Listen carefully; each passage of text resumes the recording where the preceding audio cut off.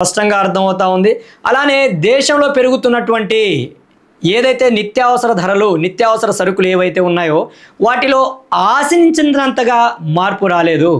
ఈరోజు డీజిల్ కావచ్చు, పెట్రోల్ కావచ్చు, నిత్యావసర సరుకులు ఏవైతే కుటుంబ పోషణకు సంబంధించినటువంటి నిత్యావసర సరుకులు ఏవైతే ఉన్నాయో వాటికి సంబంధించినటువంటి ధరల స్థిరీకరణలో కావచ్చు, అలానే రైతాంగానికి సంబంధించినటువంటి పంటలకు సంబంధించినటువంటి గిట్టుబాటు ధరలకు సంబంధించినటువంటి ప్రకటనలు కావచ్చు, ఇవేమీ లేకపోవడం కూడా కొంత పేద కుటుంబాలకు, ఇది మధ్యతరగతి కుటుంబానికి ఊతం ఇచ్చేలా ఉంది. దాంట్లో ఎటువంటి అభ్యంతరం లేదు.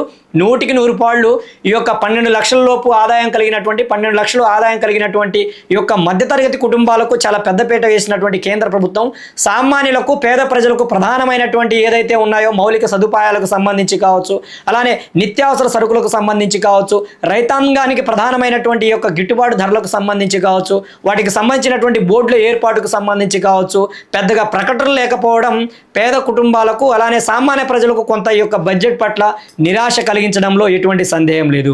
అలానే ఈరోజు దేశం అభివృద్ధి అవ్వాలంటే, దేశంలో స్థితిగతులు మార్పులు రావాలంటే, దేశంలో ఉన్నటువంటి పరిస్థితులన్నిటిని రూపుమార్పాలంటే ఏదైతే యువతరం ఉందో చాలా ప్రధానమైనది. ఆ యువతరానికి కావాల్సినటువంటి విద్యారంగానికి మరికొంత బడ్జెట్ని పెంచి ఉంటే బాగుండేది. అలానే నిరుద్యోగానికి నిర్మూలనకు సంబంధించి, సాంకేతిక పరిజ్ఞాన అభివృద్ధికి సంబంధించి, అలానే ఈ యొక్క విద్యార్థులకు సంబంధించినటువంటి ఈ యొక్క టెక్నాలజీని వారిని అందుబాటులో తీసుకురావడానికి సంబంధించినటువంటి విధి విధానాల్లో కూడా ఆశించినంతగా బడ్జెట్ కేటాయింపులు లేవడం కూడా కొంత విద్యారంగానికి నిరాశ కలిగించడంలో ఎటువంటి సందేహం లేదు. ఈరోజు దేశంలో కేవలం కొందరినే తమ దృష్టిలో పెట్టుకొని బడ్జెట్ని ప్రవేశపెట్టడం వల్ల ఎటువంటి ఉపయోగం ఉండదు.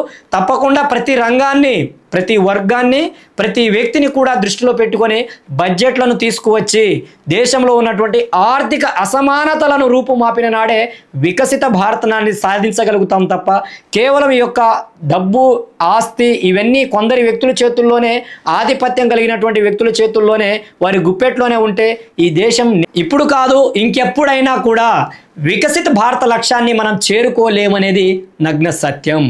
ఈరోజు దేశంలో ఉన్నటువంటి ఆర్థిక అసమానతల రూపుమాపాల్సినటువంటి అవసరం ఈరోజు కేంద్ర ప్రభుత్వంపై ఉంది. ఈ దేశంలో ఉన్నటువంటి పీడిత ఎస్సీ, ఎస్టీ, బీసీ, మైనార్టీ వర్గాల్లో ఉన్నటువంటి ఆర్థిక స్థితిగతులను మార్చి వారికి అన్ని విధాల ప్రోత్సాహకాలను అందించి వారి యొక్క ఆర్థిక ప్రగతికి తోడ్పాటును అందించిన నాడే ఈ దేశంలో అత్యధిక జనాభా కలిగినటువంటి వర్గాల ప్రజలను ఆర్థిక పరంగా అభివృద్ధి పదంలో ముందుకు తీసుకువెళ్ళగలిగిన నాడే ఈ దేశం వికసిత భారత్గా, అభివృద్ధి చెందిన భారతదేశంగా, సువర్ణ భారతదేశంగా ముందుకు కొనసాగబడుతుంది. కానీ కొందరి వ్యక్తులకే మనం లబ్ధి చేకూర్చేలా, కొందరి వ్యక్తులకే మనం ప్రోత్సాహకాలను అందించే విధంగా, కొందరు వ్యాపార వ్యక్తులకే మనం అందించే విధంగా ఉంటే మనం ఆశించినంత మార్పు రాదనడంలో ఎటువంటి సందేహం లేదు. కాబట్టి కేంద్ర ప్రభుత్వం కూడా ఈ యొక్క మంచి బడ్జెట్తో పాటు దేశంలో పెరుగుతున్నటువంటి నిత్యావసర సరుకుల ధరలను తగ్గించడానికి కూడా కొంత ఆలోచన చేయాల్సినటువంటి అవసరం ఉంది. ఈరోజు సామాన్యుడు బ్రతకలేనటువంటి పరిస్థితుల్లో భారతదేశంలో ఉన్నటువంటి సామాన్య ప్రజలు తమ ఆర్థికంగా పరిస్థితుల్లో ముందుకు కొనసాగుతూ ఉన్నారు. వారి యొక్క ఆర్థిక స్థితిలో మార్పు రానంత వరకు పెరుగుతున్నటువంటి నిత్యావసర సరుకులను వారు ఏ విధంగా కొని తమ జీవితాన్ని కొనసాగించగలుగుతారు? ఏ విధంగా తమ నిత్యావసరాలతో తమ కుటుంబాలను ఏ విధంగా పోషించుకోగలుగుతారు? వారి జీవన ప్రమాణాల్లో ఎటువంటి మార్పు రాదు కదా. ఈరోజు దేశంలో ఉన్నటువంటి అప్పులను ఎవరి కోసం చేస్తున్నాం? ఏ విధానాల కోసం చేస్తున్నాం?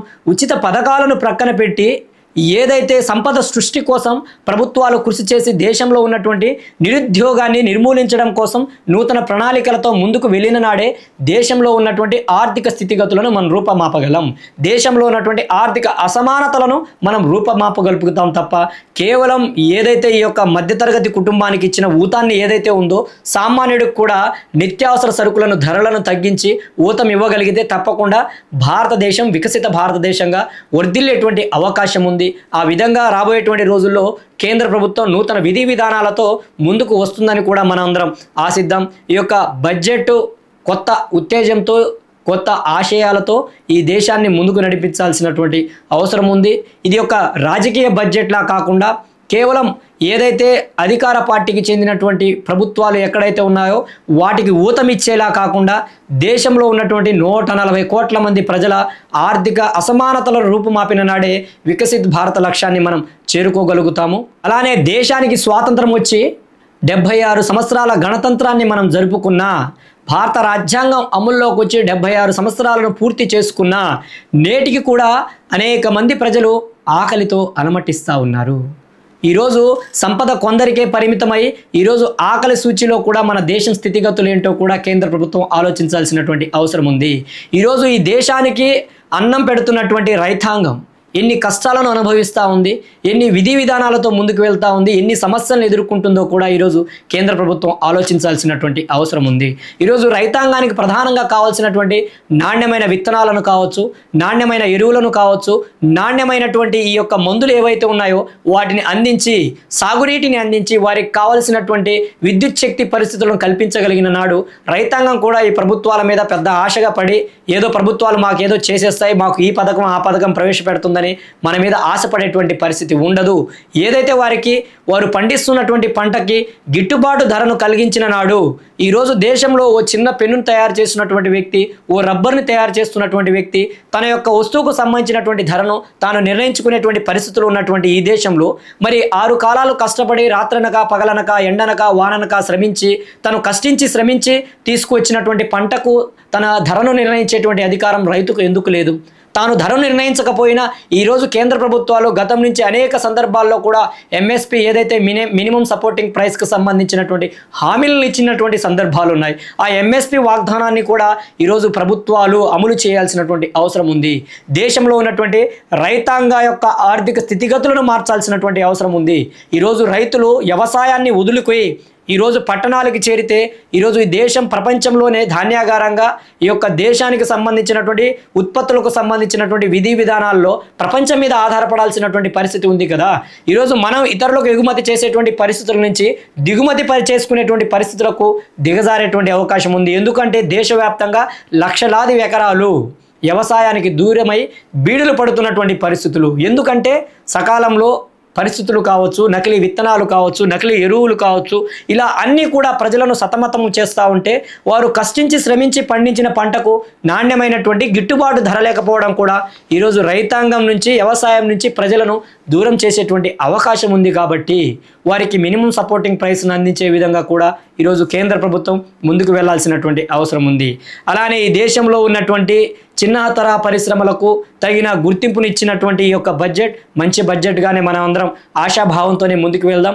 రాబోయేటువంటి రోజుల్లో కూడా అన్ని వర్గాల ప్రజలకు కూడా సముచిత స్థానాన్ని కల్పించి ప్రతి వర్గానికి కూడా పెద్దపీటను వేసి ఈ దేశంలో ఉన్నటువంటి అన్ని అసమానతలను రూపుమాపి ఆర్థిక ప్రగతి వైపు ఈ దేశం అభివృద్ధి పదంలో ముందుకు అడుగులు వేయాలని, రాబోయేటువంటి రోజుల్లో అభివృద్ధి చెందుతున్న భారతం కాదు అభివృద్ధి చెందిన భారతంగా ఈ దేశాన్ని ముఖచిత్రంగా ప్రపంచ పటంలో నిలపాలని, ఈ దేశంలో ఉన్నటువంటి ఆకలి కేకలను, ఆకలి బాధలను తీర్చే విధంగా కూడా కేంద్ర ప్రభుత్వాలు కృషి చేయాలని, కేవలం బడ్జెట్ ఓ వర్గానికే కాకుండా అన్ని వర్గాలకు సముచిత స్థానాన్ని, సముచిత న్యాయాన్ని కల్పించే విధంగా ఉండాలని, ఈ దేశానికి పట్టుగొమ్మ లాంటి, ఈ దేశానికి వెన్నుముక లాంటి రైతాంగానికి ఉన్నటువంటి సమస్యలను కూడా రూపుమాపి రైతాంగ సహాయ సహకారాలతోనే ఈ దేశంలో అత్యధిక మంది రైతులు కలిగి ఉన్నారు. కాబట్టి ఆ రైతాంగ సమస్యలను కూడా పరిష్కరించి వారిని కూడా ఈ దేశ అభివృద్ధిలో భాగస్వామ్యం చేయాలని మనమందరం ఆశిద్దాం.